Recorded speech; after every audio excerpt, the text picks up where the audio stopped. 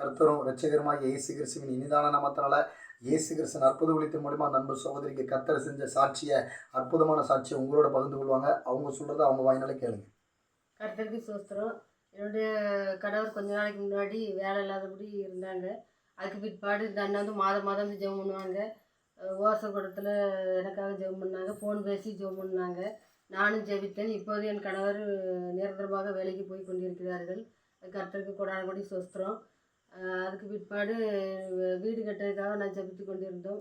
அதுக்காக எஸ்அப்பா அந்த அண்ணன்ட்ட சொல்லி ஜெபம் பண்ணோம். வீடு கட்டி தந்தாங்க. அதுக்கு பிற்பாடு கடனுக்காக ஜெபித்து கொண்டிருக்கிறோம். நிரந்தரமாக கடன் அடைக்க முடியாலும் அந்தந்த நேரத்தில் தேவன் தாமே நடத்தி வருகிறார். சாட்சி அங்கீகரித்து தேவன் தாமே ஆசீர்வதிப்பாராக.